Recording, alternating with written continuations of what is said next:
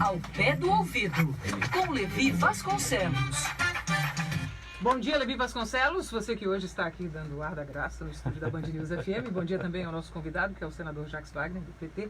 Bom dia aos dois. Bom dia, hoje o bate-papo aqui ao pé do ouvido é com o senador Jacques Wagner, com certeza absoluta, tem muita coisa para falar que você aí está querendo ouvir.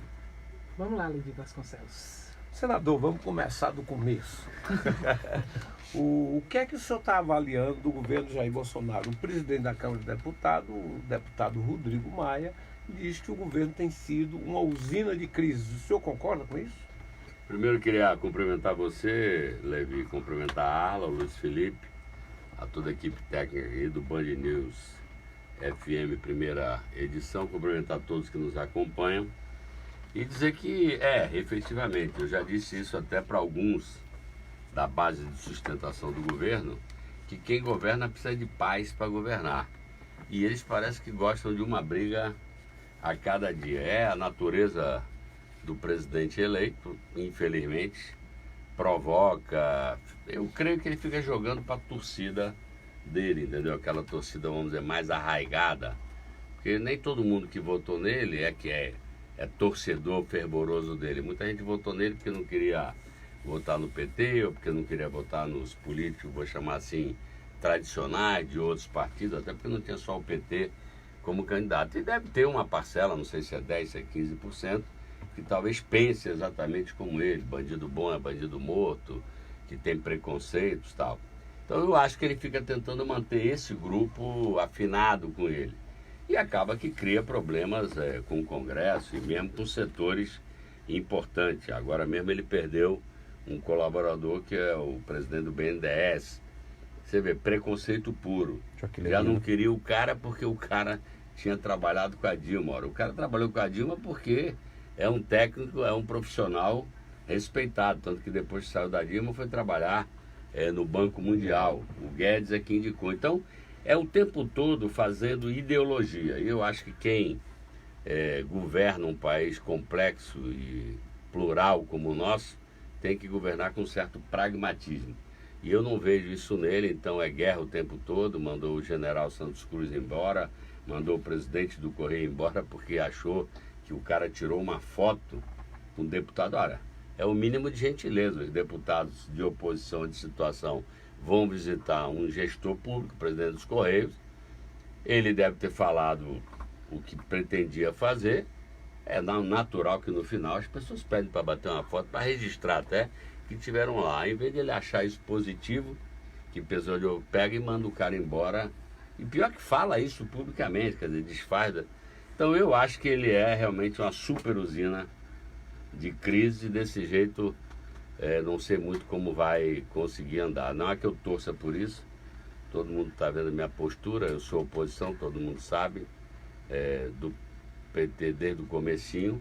Agora, eu não vou apostar que o país pegue fogo só porque eu não estou no governo, mas, sinceramente, eu vejo com dificuldade a forma como ele governa. Nessa dificuldade, o senhor acha que a gente vai viver momentos de maior embate, porque temos aí 2 votações na Câmara e 2 no Senado para aprovação da reforma da Previdência.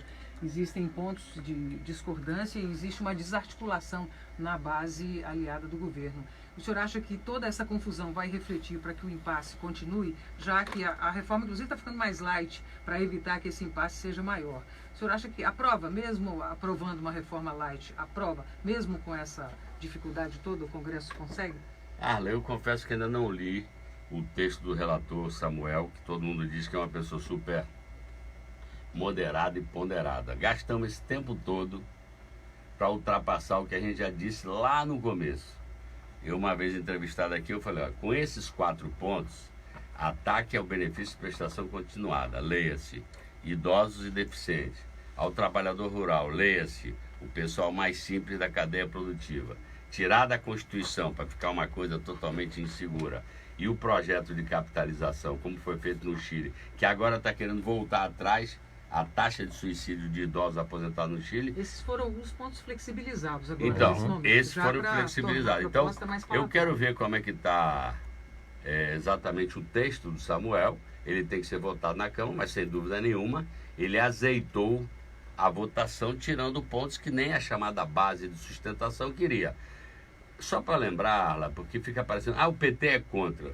Quem mais fez reforma da Previdência foi o Lula e a Dilma.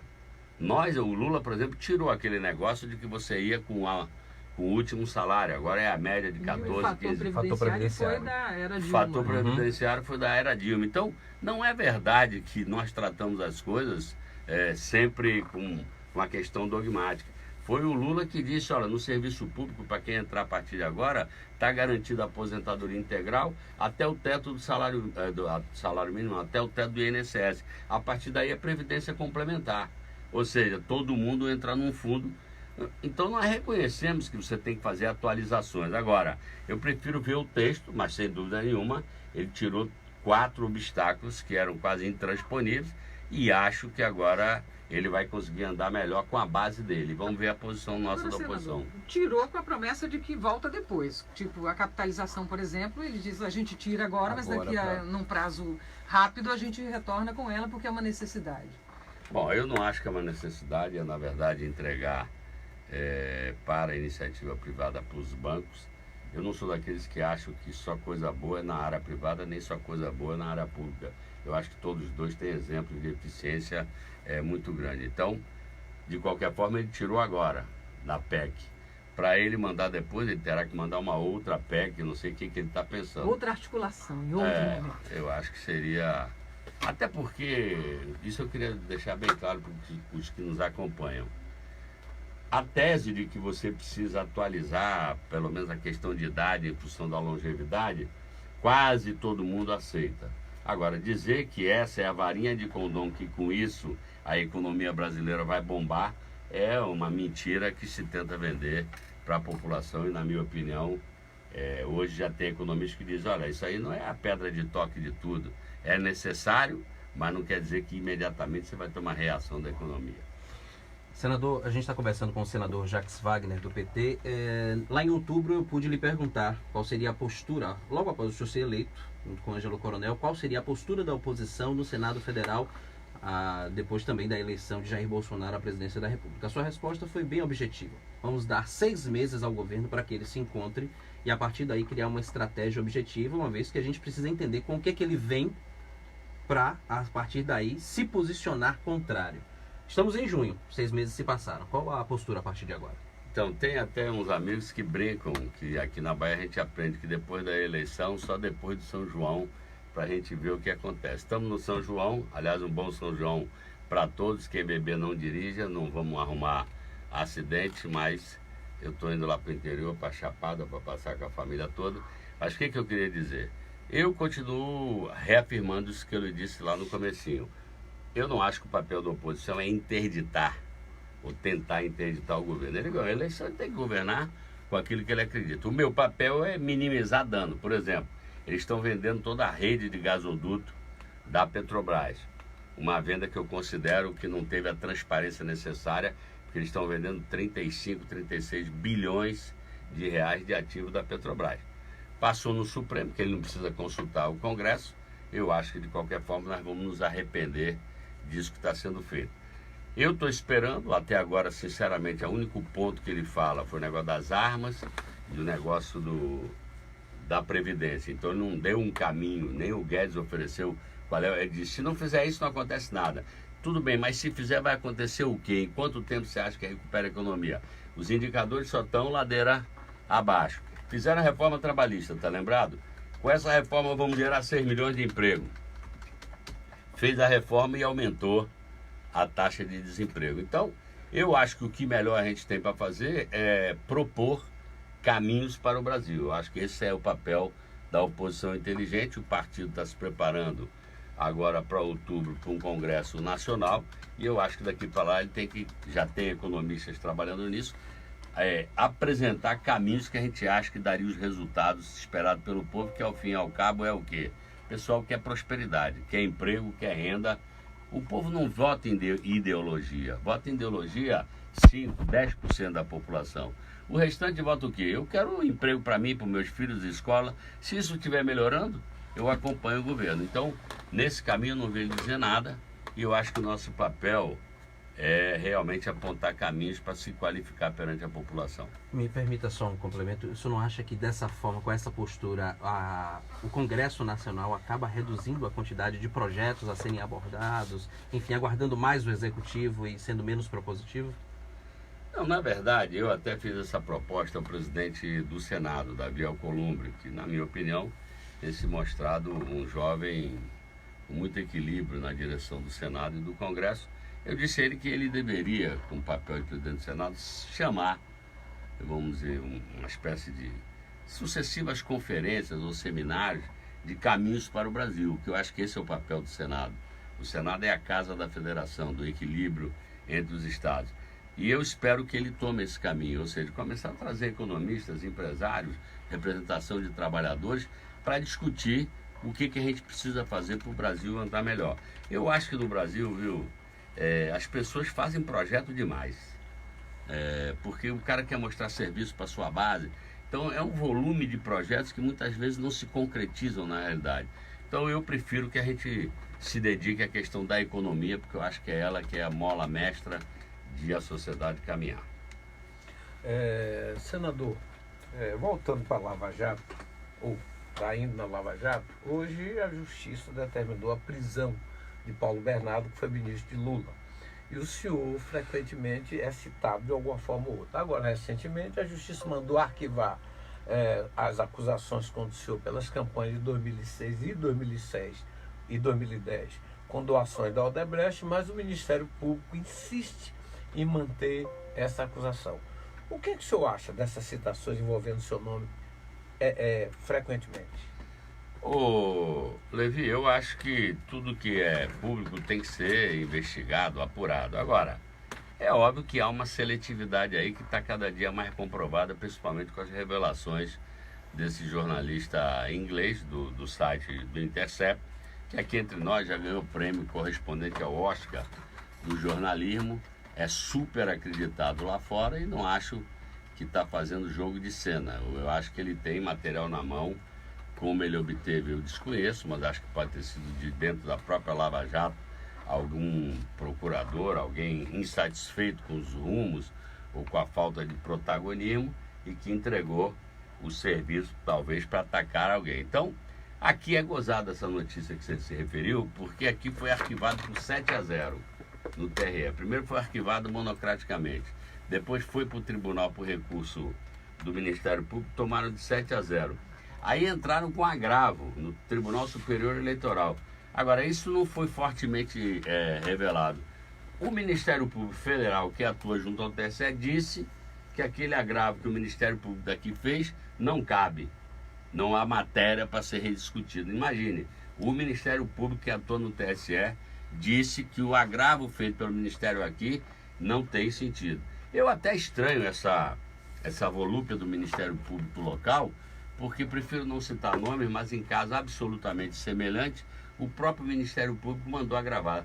Acusação fruto da mesma delação da Odebrecht, eu lhe digo, mais pesada do que a minha, porque na minha em nenhum momento ninguém fala de obra superfaturada, e estranhamente no outro caso, esse mesmo Ministério Público que você disse que está insistindo, eu não sei o que mal que eu fiz a ele, mas por mim pode insistir, eu quero que seja tudo esclarecido. Mas eu vou repetir, sem citar nome, que em caso semelhante o mesmo Ministério Público achou que estava tudo esclarecido e pediu à mesma juíza que arquivasse o processo do outro ente público aqui, de um outro agente público aqui, que eu não falo o nome, porque eu acho que eles fizeram até certo. Apuraram, viram que não dá. No meu caso, eles estão insatisfeitos com a decisão, mas vamos lá. Agora, a Lava Jato está extremamente imaculada. Para quem tem bom senso, repare, eu fui dar uma entrevista na televisão e disse, a Lava Jato se perdeu. Ela quando começa, na minha opinião, com um caminho correto, que é investigar desvio de dinheiro público, depois meteu os pés pela mão quando resolveu fazer política nessa investigação, quando rompeu qualquer limite da legalidade, não respeitou nada na relação dela com alguns segmentos da imprensa, na relação dela entre o Ministério Público e o judiciário, ou o juiz que estava julgando.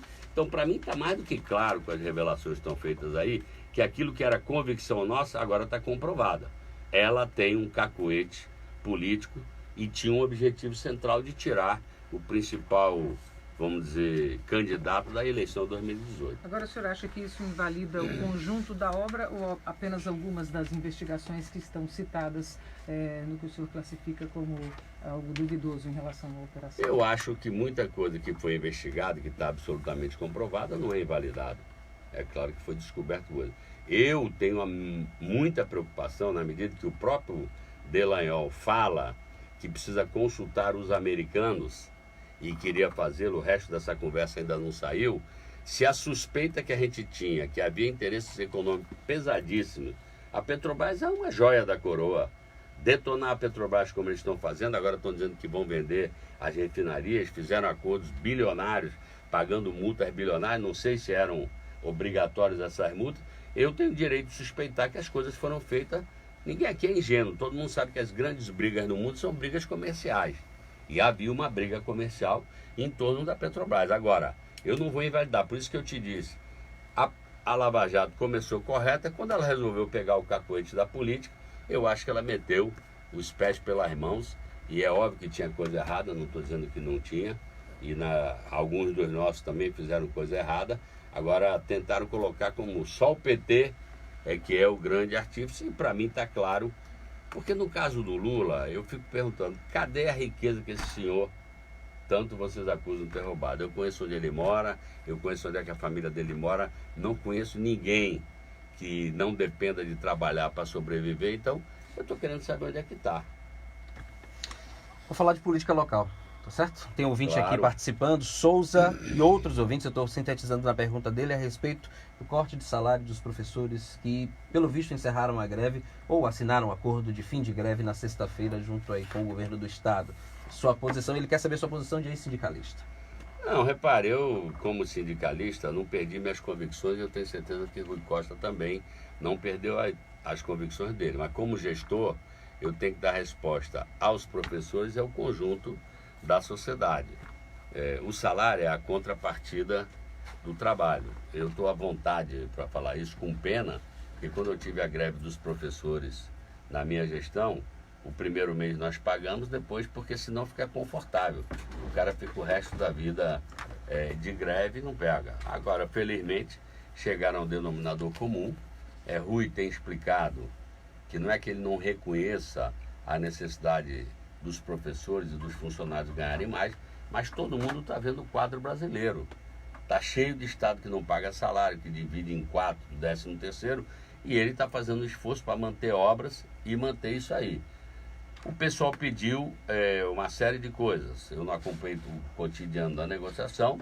Ele fez o esforço de fazer promoções para poder compensar, mas não conseguiria dar, porque se der reajuste ao professor, ele teria que dar ao conjunto dos servidores públicos que não tem dinheiro para isso. Felizmente, chegamos a um denominador comum, vai ser reposto o salário do pessoal de alguma forma.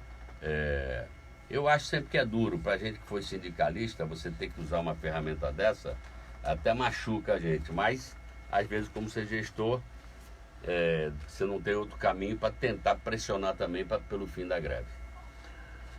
Senador, me diga uma coisa agora aqui no nosso terreiro aqui, que é da capital baiana. O povo está querendo saber como é que o PT e Jacques Wagner vão se conduzir para escolher o cara que vai enfrentar o esquema de ACM Neto. Olha, primeiro eu não acho que obrigatoriamente tenha que estar toda a base de sustentação do governo de Rui Costa, o nosso grupo político, numa candidatura só no primeiro turno. Eu acho que a eleição em 2 turnos não tem mais coligação proporcional, então eu reconheço que vai ter muito partido da nossa base que quer testar algum nome na capital até para poder aglutinar e eleger mais vereadores. Então primeiro vamos saber se a gente vai ter uma candidata ou um candidato só, ou se a gente vai ter mais de um. No PT, alguns nomes já se colocaram. O governador Rui, que é quem deve puxar, vamos dizer, a condução desse processo, fez uma reunião do Conselho Político semana passada, não tratou ainda disso, deve marcar uma para tratar.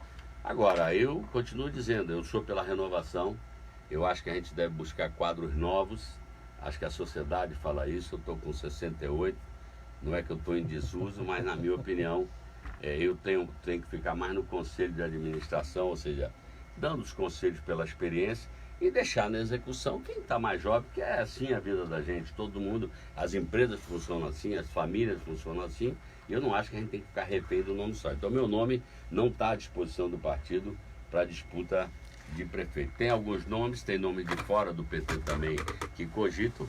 Vamos ver, eu acho que até o, sei lá, novembro, dezembro, a gente tem que ter esse quadro com muito mais clareza. E antes que você pergunte, o de 22, como a gente ainda não resolveu nem 2020, eu acho que de 22 é inevitável que após a eleição da prefeitura que a gente vai ver qual é o nome. Mas em 22 eu vou continuar, Levi. Eu até me sinto extremamente orgulhoso. Sempre as pessoas lembram do meu nome. A votação que a gente teve agora para o Senado, para o governo, é um reconhecimento do povo baiano, a quem eu agradeço sempre, que a coisa que eu carrego com o maior orgulho para mim é ter sido governador dessa terra-mãe do Brasil. Agora, eu já disse até numa outra entrevista que se for pela unidade do grupo, meu nome pode ser até cogitado, mas se é esse o desejo, não. Eu gostaria de ver um quadro mais jovem, como o Rui tem 12, 13 anos a menos do que eu, quem sabe um quadro até mais jovem do que ele, que pudesse estar despontando na política. Eu acho que esse é o caminho que a sociedade está pedindo. Só para fechar, senador, o senhor é um torcedor do Bahia fervoroso e, como tal, foi um dos apoiadores, foi um dos cabos eleitorais de Guilherme Belintani. Nessa renovação aqui em Salvador, inclui Belintani? Olha, eu na verdade, e Fátima, é bom se deixar claro, Fátima trabalhou muito, que a Bahia é doente, ainda pela primeira eleição. Hein? Saudável.